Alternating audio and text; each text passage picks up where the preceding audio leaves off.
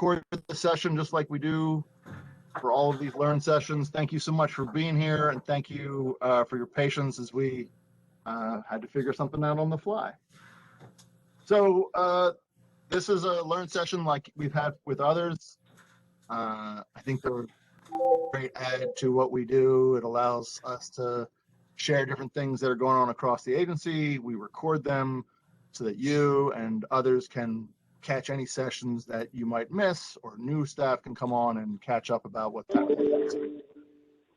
And this morning's session is about ARPA, or the stimulus dollars that we're receiving. So if Chantrice, if you want to go ahead and share your screen from my office, we can go ahead and get started.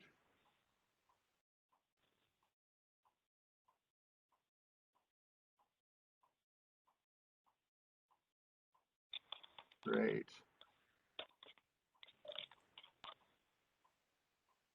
There we go.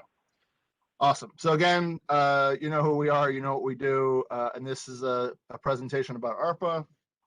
Again, thank you so much for being here. Happy Wednesday. And let's go ahead and go to the next slide. We got a lot of stuff to cover this morning in a short bit of time. We just want to start with sort of our North Star. Again, hopefully this is what we do and why we do it, but I think it's worth repeating in these sessions, and again, in how we convey our information, that we're about delivering economic justice to city residents. You know, normally I don't like to, read from slides, but in this case, I think it's worth repeating that for us, economic justice is about creating an equitable workforce system that responds to all residents' needs and provides viable economic opportunities to all residents, especially those who have been generationally and systemically disadvantaged. And then this leads to our value, that we believe that every resident deserves the opportunity for meaningful work and a hopeful future. And this isn't just about ARPA, right? Again, it's about everything that we do. So Mackenzie and I are going to go through how we're looking at our ARPA dollars and as an agency. And again, excited to share that with you and have some conversation. Next slide, please. So just to level set us, we use this acronym ARPA. You hear it all the time. ARPA stands for the American Rescue Plan Act. It's one and the same with stimulus dollars. There's been conversation for a long time at the federal, state, and local level around stimulus coming out of the pandemic, the economic downturn that we all experienced from that. And that's what ARPA stands for. In order to provide stimulus dollars, there has to be a law or an act. Sometimes they take off the last A, signed by the president in March. Resources at the state level, resources at the city level, and you can see that the two aims, so though they talk about these dollars being very flexible, and in some ways, and in many ways there are still two specific goals in those dollars, and whichever entity is receiving the dollars still has the right and ability to decide whether you can go forward or not. So a couple points I just want to make quickly. One is that these dollars originate with the U.S. Treasury, and maybe that's sort of a little bit of a wonky thing, but the Department of Labor doesn't touch them, right? They come directly from Treasury, either to the state who disperses them or to the city who will disperse them. The city of Baltimore is getting about $640 million. Again, I'm sure you've heard about this. You've heard about other agencies applying for resources. The mayor has already announced strategies within public health and criminal justice, and he'll soon be announcing others, including ours.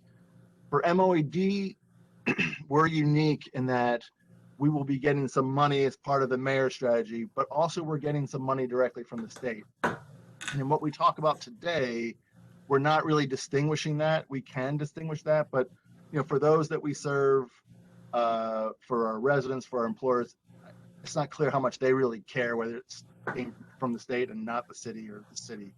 But do want to make that point in case you see other things that sort of highlight certain strategies over others. So now let's jump into the strategies. So, so this is a quick picture of what our strategies look like, all in one page. Again, this is state and city dollars.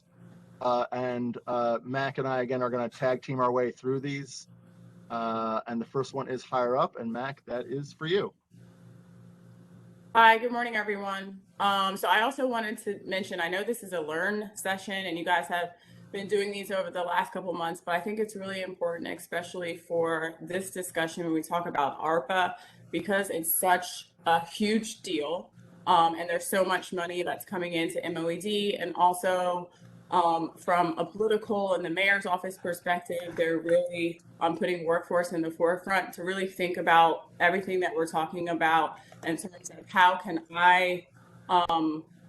what is my role in this? I know when we hear about these things, it's easy to think someone else in the agency is working on this, but we are all a team. So when you're listening, make sure you're listening and thinking about, how you can contribute in the work that you're doing. So Higher Up, if you remember, we did have a agency-wide meeting about Higher Up in the summer. Higher Up is a combination of both city and state funding. Our first round of Higher Up already started back in July. The Higher Up jobs are 13 weeks. We're offering 1 week of job readiness and 12 weeks of on-the-job training, and then some placement services at the end. The wages are $15 an hour and the hours are 35 hours a week. We have a couple of employers that we're working with within the city. So we have Downtown Partnership, we have Parking Authority, who we're starting to work with, DPW and Rec and Parks, and we have some others that we're chatting with. With the city ARPA funding, which we haven't received yet, we also have Higher Up.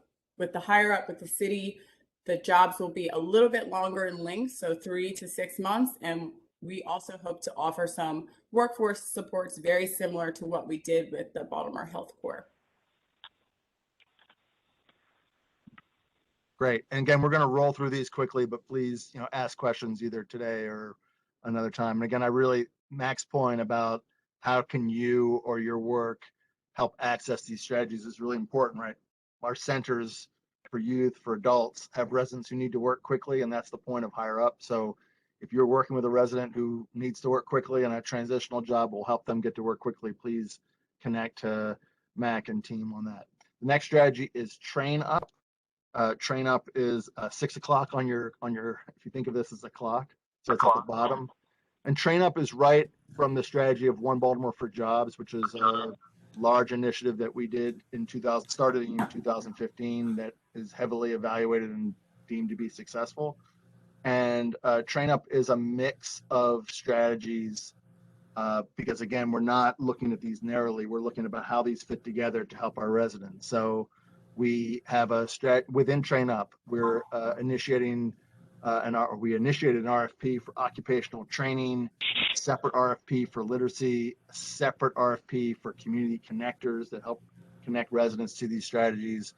And then every participant in these strategies gets access to legal services and behavioral health services. Again, that's what we did with One Baltimore for Jobs. We exceeded all our goals and expectations. It was strongly reviewed, so we're going to do it again. We've already started on this, as I mentioned, and as Mac talked about as well. We have some state dollars already. City dollars are not far behind. So you may have seen the announcement for an RFP on occupational training. The panel has met. We're going to be recommending 17 different training initiatives, which is, again, the largest we've ever done. And again, you should be, when these are officially on board, assuming they go through the BOE process, so we can't do anything until that happens, which could be as early as January. You should be thinking about how can when we have to make sure as an agency that we're making these connect so that the residents that you're seeing can access these training programs. The adult literacy one also was let. That one's due on the 22nd, and the other strategies are not far behind it within Train Up.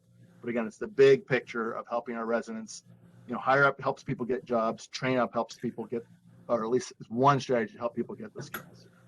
Let me pass it back to Mac. So I'm doing transportation pilot, right? So the transportation subsidy pilot, this is one that's funded with the state ARPA funding. Like Jason said, how Higher Up, Train Up, they're connected. The transportation pilot is also connected to the other projects. The idea is that individuals that are coming out of their transitional work and going into unsubsidized employment, or individuals are coming out of occupational training, or any other individuals that we could be working with in our centers could have access to this transportation pilot. The idea is that when someone is getting a job, we will be able to offer subsidized rides. We are partnering with Lyft, and I'm sure you guys have heard of Lyft. They're a ride sharing technology program. Lyft, Uber, I'm sure you've heard of. The idea is that that individual will be eligible for up to 40 rides. So we're averaging 10 rides a week for 4 weeks to help them get to their first paycheck. And so we're in the process of working out some of the program specifics in terms of, would the job just be in Baltimore City? How many rides would they get at one time? We will be hiring a person that will be managing the project. John Smeaton is also working with me on this one. We're working with the Civic Fund, who's going to be doing some of the financials in terms of paying Lyft. But it's exciting. There'll be the ability for individuals to use their phone, and then also if someone doesn't have a phone, we can also offer a concierge service, so they can call ahead of time and also be able to access the rides. So we're working on some of the program specifics about how it actually will work, but that's exciting, and hopefully we'll be able to start that at the beginning of the year. And again, that strategy came right out of conversations that we've had as an agency, that we hear all the time about the challenges of our residents not having access to reliable transportation. So this addresses that for the first period while they're waiting for their first paycheck. Mac, I think if you want to just also talk about apprenticeship and wage subsidy, and then I'll. Sure. So the apprenticeship program is kind of exciting because we have never had, as far as I know, a person at MOED that was focused purely on apprenticeship. We have a person, I believe Yvette is on the line. They should be starting on Monday, who's going to be the apprenticeship coordinator. So it's kind of like two buckets of goals. One is to have someone on staff who's working with employers. Yeah, okay, Maisha's on too. Who's working with employers, encouraging employers who have registered apprenticeship programs to hire people, or helping employers initiate or reinvigorate apprenticeship programs and creating that relationship with employers. And then also there is a pot of funding that we have. I believe it's a little over $200,000, and we are going to be offering subsidies up to $2,500 for wages or for training. And so there's an opportunity for residents to get into apprenticeship programs. And I believe the funding is for up to 100 people. And then also this opportunity to build relationships with employers in a different way that we have done in the past. So we're really excited about this one too. I don't know, Yvette is on the line. If there's anything you want to add, you can add it in. I know Yvette is leading this. Okay, she gave the thumbs up, so I think we're good. Also, subsidized wages. This is another one under Yvette's shop. It is what it says. We are going to be subsidizing wages for employers, Baltimore City employers who are minority and women-owned businesses, small businesses. We are working with BDC on this one. So there's a whole application that's going to be up on BDC's website that the employer could go on and fill out. There's some specifics about how you would be eligible. Again, you have to be a minority women-owned business, and I won't get into the really detailed parts, but you will be able to go onto BDC's website and look at the application. The idea on this is that we will be subsidizing wages up to $6,000 for underemployed or for employees that they rehired or that were unemployed for Baltimore City businesses. So we have this is a mixture of city and state funds, and I think it's going to go up to 1.5 million, if I'm correct. We can subsidize wages for. Again, Yvette, she's giving the thumbs up. And so hopefully we're in the process now of going through the Board of Estimates process for this one. Again, this is another one where the Civic Fund is going to be helping us out, and hopefully we'll be able to get this launched at the beginning of the year. Dr. Gondico. Great. So again, when you're thinking about the big picture of these strategies, right, you're thinking about, again, hire up helps people get jobs, train up, and apprenticeship help people advance in those jobs. And then the small business subsidy, going back to the economic justice, the reason that's a unique strategy for us to be moving forward on. But we know that local small businesses are more likely to hire locally and more likely to hire people of color. So if folks could mute their mics, please. Yep, thank you. So a couple more strategies to share. We're expanding our community job hub model. We've had this model for several years in the agency. It's been under Brenda and Mike Wells. We have 3 hubs. We have all these great strategies rolling out. We need to make sure that residents across the city can access these services. And our hubs are where we partner with trusted neighborhood organizations to help them do just that. We've put out notice already, letting the community know that we're open to expanding our hubs to as many as 5 more. We had over 40 responses. So there's lots of organizations out there that want to partner. Kim, if you wouldn't mind muting your phone, we're all here getting a little bit of your conversation. Okay, and then moving on, there's 2 other strategies that are more directed towards youth. We are also expanding our Grads to Careers program. That's under Donise and Ernest. And that program targets high school seniors who are not planning to go to college and don't have a job lined up, so they're at high risk of being an opportunity youth. We've been partnering on that for several years. It's successful. It's more occupational training, but this one is more targeted towards youth. And then the last one is around YouthWorks. City Resources would provide 2,000 additional slots to support our YouthWorks program, which I think everyone knows helps provide a summer job for young adults between the ages of 14 to 21. So taken together, the city strategies are about $30 million over several years. The state strategy is, this year we have a little over 6 million. We'll have access to another 6 million next year. We don't have that yet. And again, just want to point out one thing before we open it for questions. We're able to start the process in terms of some of these RFPs and some of these strategies because we have the state money.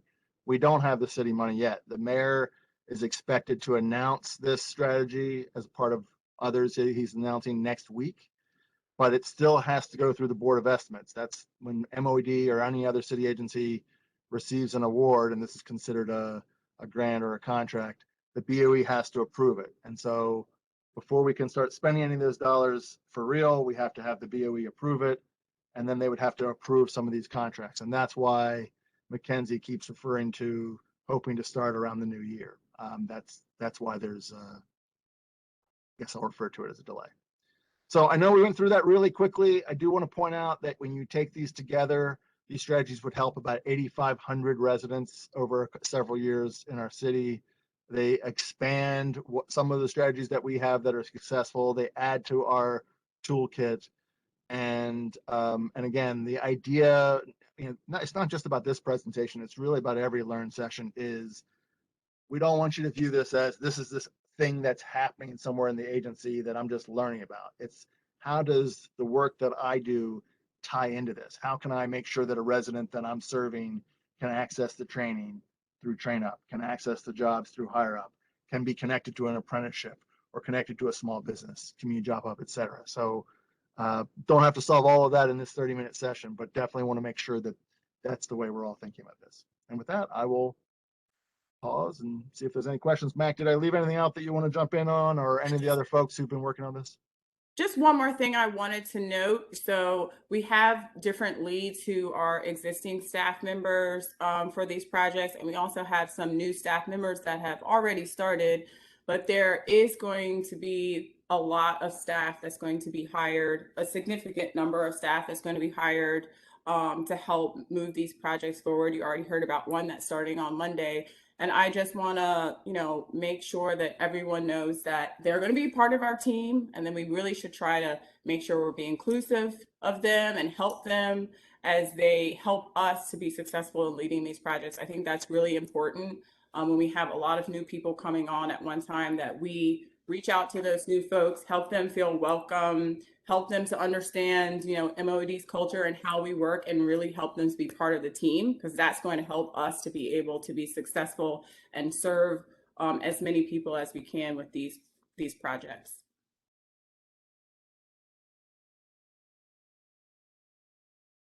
So any questions that you all might have? Just check chat.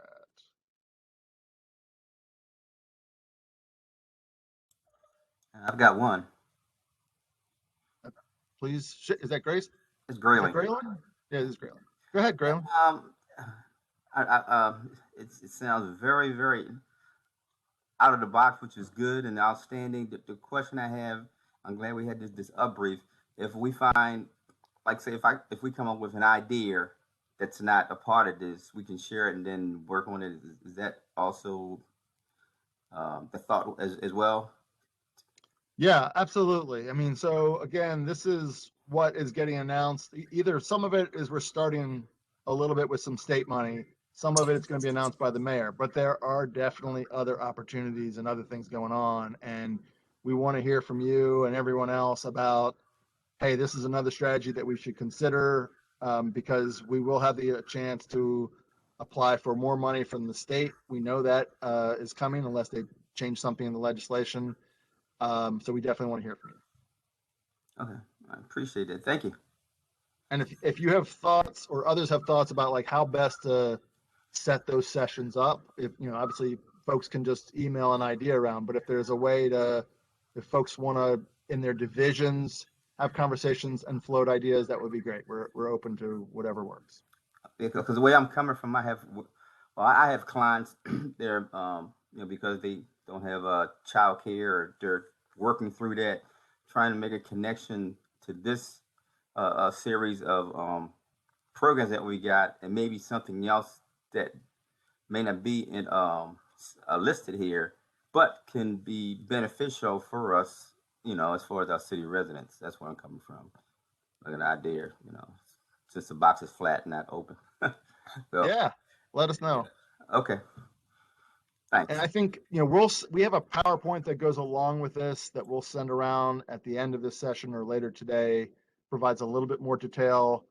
And I think the question for you all is, how should we help to make sure that you and the residents you serve can access these services? Like, we're writing up sort of one pagers on each of these strategies. We're in the process of doing that now. We can certainly send those around once they're done. Happy to do that. I don't know if that's helpful. I don't know if that's necessarily the best way. So we're again we want to make sure that all this work is connected. So please let us know if you have ideas either now or later.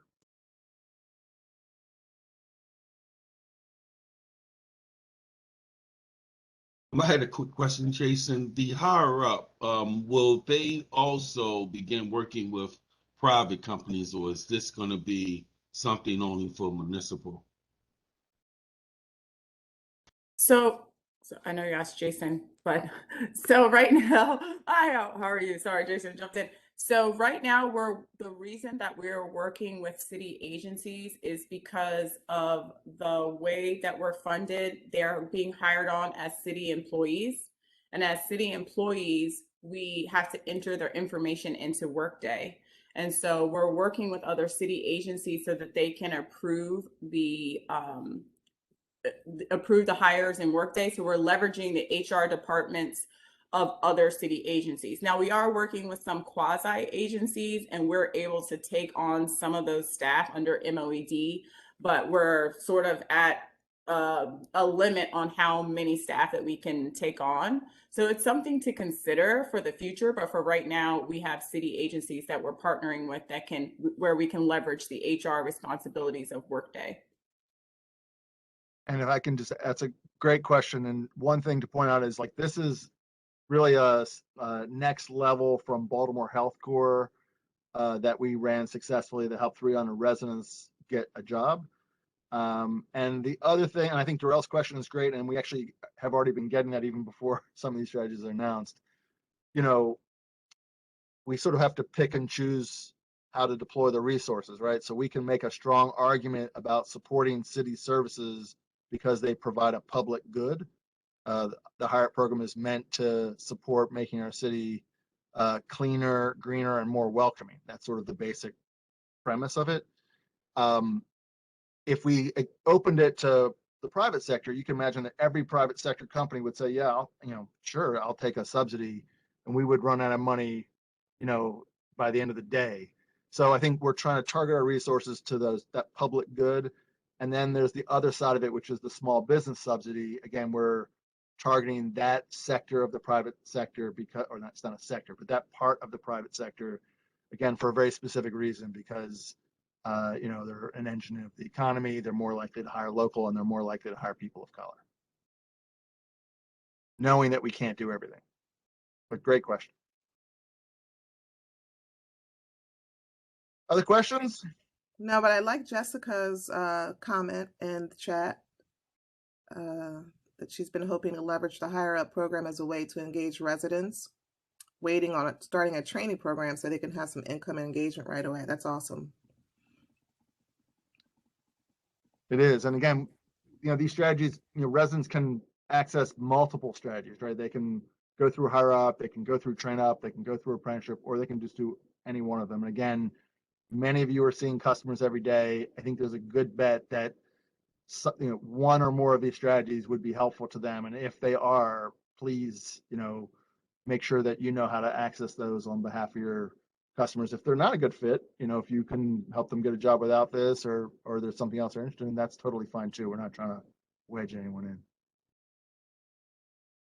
If I can add to that too, I think that braiding these programs is really exciting because especially since we have this funding to reach people with a lot of barriers, something that I've been hearing from a lot of people in the community is that they need engagement immediately in order to keep that momentum going. So it seems like the flexibility of these has a lot of promise for that.